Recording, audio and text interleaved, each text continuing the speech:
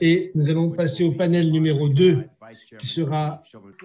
Notre prochain orateur dans ce second panel sur l'économie de la conférence de l'Institut Schiller.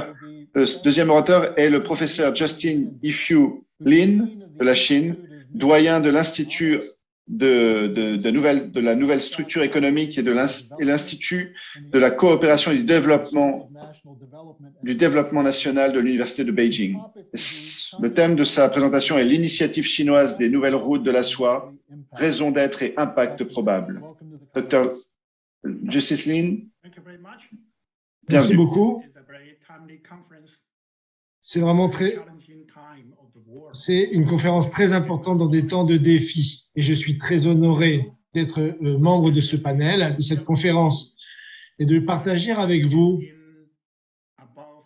mon analyse depuis la Chine par rapport à la proposition de la Chine de l'initiative Une ceinture, une route et de son impact en tant qu'initiative comme telle qu'elle a été proposée au monde. Pourquoi la Chine a proposé cette initiative Une ceinture, une route?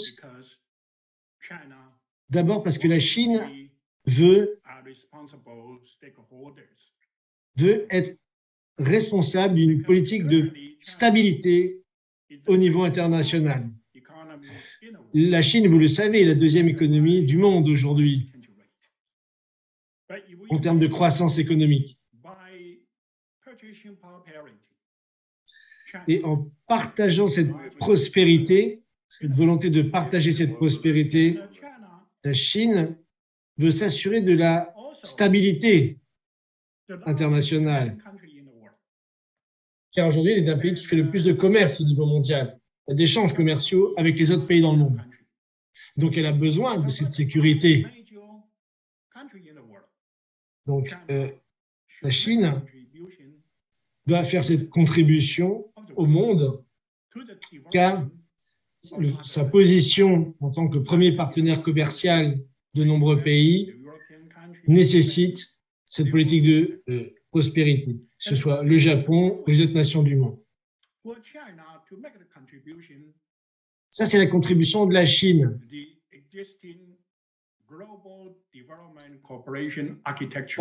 Par rapport à l'architecture dont vous parlez ici, l'architecture globale pour réorganisation du système. Avec la Banque mondiale, la Banque mondiale, l'Organisation mondiale du commerce. Donc voilà, ça c'est notre contribution dans le cadre de ces institutions mondiales. Déjà, à l'époque de Hu Jintao, qui avait proposé à Obama, où la Chine avait proposé d'augmenter ses contributions à la Banque mondiale, au FMI, et de s'impliquer justement plus dans les institutions internationales qui sont de majorité occidentale. Et il y avait un accord. Mais après, ça a été bloqué par le Congrès américain. Bon, il faut avancer. Donc là, c'est ce qu'a proposé Xi Jinping avec cette contribution. Posons-nous une question. Après la Seconde Guerre mondiale, justement, les pays qui ont contribué à la victoire à hauteur de plusieurs milliers de milliards de dollars.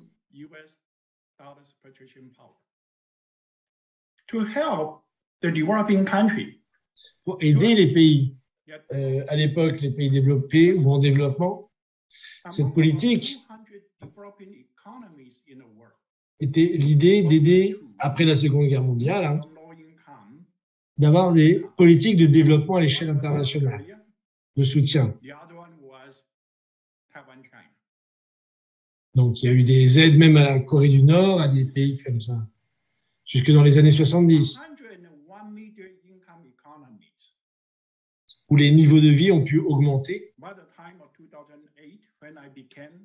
Et moi, quand je suis devenu l'économiste en chef, justement, au niveau de la Banque mondiale dans les années 2008, vous voyez justement ces revenus intermédiaires, ces revenus moyens qui augmentaient qui allait tendre justement vers les niveaux européens dans certains pays au niveau international, que ce soit la Grèce, l'Espagne, ces pays-là, alors que eux, leur revenu intermédiaire est en train de chuter dramatiquement.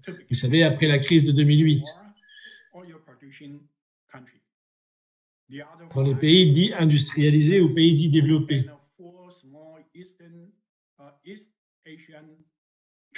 Et les pays, ce qu'on appelait les dragons asiatiques, vous rappelez-vous, qui ont justement connu comme le Japon, la Corée, Taïwan, Hong Kong et autres, Singapour, qui eux sont devenus des pays à développement intermédiaire avec des PIB, des niveaux économiques qui ont constamment été en progrès dans ces pays d'Asie.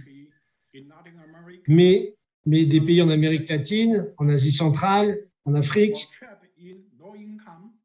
et ont été piégés, eux, justement, dans des politiques qui ne leur ont pas permis de développer des revenus intermédiaires ou du progrès social et économique. Ils n'ont pas été intégrés, justement, dans cette nouvelle architecture dont certains pays avaient réussi à mettre en place pour leur propre avantage et leur propre développement. Donc, on voit des pays qui injectent énormément d'argent dans leur production, enfin pas dans leur production, dans leur système, mais où la production et le niveau de vie diminuent.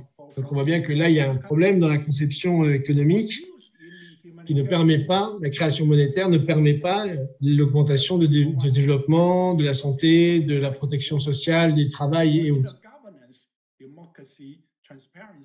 Donc, où il y a soi-disant tous ces mots qu'on entend aujourd'hui, la gouvernance, la transparence, etc. Tout ça ne marche pas, malheureusement. Donc, ça ne crée pas d'emploi et ne contribue pas à la croissance parce que ça ne vise pas justement le cœur de la création de croissance, comme certains d'autres pays ont réussi à le faire.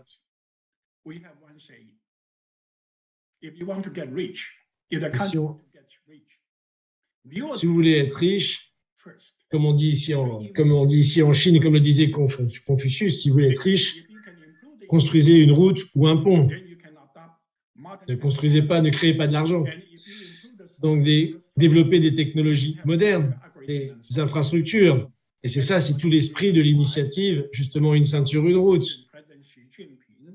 qu'a lancé le président Xi Jinping depuis 2013, depuis le Kazakhstan, quand il a lancé la proposition, justement.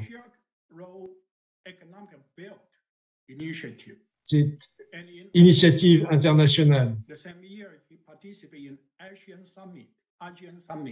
Et donc, il y a eu des sommets asiatiques. Ensuite, en Indonésie, il a proposé la route de la soie maritime pour le 21e siècle, l'initiative Une ceinture, une route terrestre. Aujourd'hui, l'initiative globale de développement qui a été proposée plus récemment.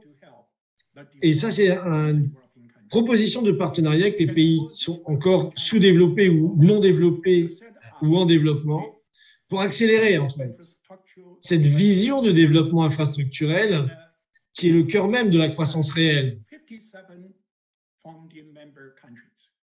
Et donc, aujourd'hui, on sait qu'il y a plus d'une centaine de pays, plus d'une centaine de pays qui font partie de cette initiative Une ceinture, une route, et beaucoup aspirent encore à nous rejoindre, à rejoindre cette initiative.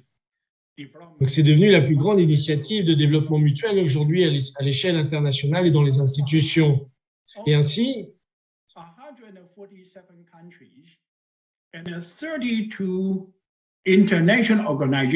y a 147 pays, pour être précis, et 32 organisations internationales qui ont signé des partenariats directs, officiels, avec l'initiative Une ceinture, une route. Et je pense que c'est fondamental. 147 pays sur 189. C'est-à-dire que cette proposition aujourd'hui est devenue une proposition qui est très attirante, qui intéresse beaucoup justement les autres pays du monde.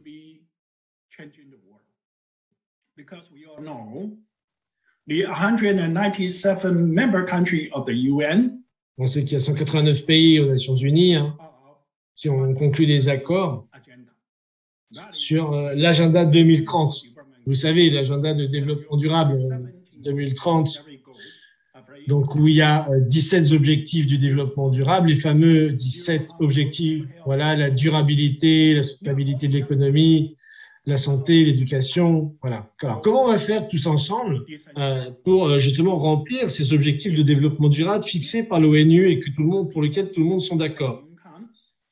Comment augmenter les revenus minimums de l'ensemble des habitants de cette planète? Donc, améliorer les questions de la santé, etc. Donc, comment on va faire ça? Et c'est ça qui est au cœur, en fait, de la réflexion que porte la Chine, des nations asiatiques, par le progrès scientifique et technologique, par l'infrastructure. C'est ça le cœur même de la stratégie que nous avons mis en place. C'est pour ça qu'on appelle la ligne une ceinture, une route. C'est infrastructurel. C'est là de permettre au pays d'avoir une modernisation, une industrialisation qui permettent aux habitants d'avoir des emplois décents et qualifiés. Et donc, voilà, éradiquer, comme nous l'avons fait en Chine, l'extrême pauvreté, comme ça a été réalisé comme objectif en Chine. On a rempli cet objectif du développement durable d'avoir éradiqué l'extrême pauvreté pour plus de 800 millions de personnes dans notre pays. Et ça, c'est la proposition que nous, on veut faire pour le reste du monde. Et je m'arrêterai ici. Je vous remercie de m'avoir écouté. Merci beaucoup, professeur Lin. Donc, je rappelle, professeur Lin, que vous êtes doyen de l'Institut international de l'économie pour la coopération du Sud et membre honoraire de l'école de l'Université de Pékin.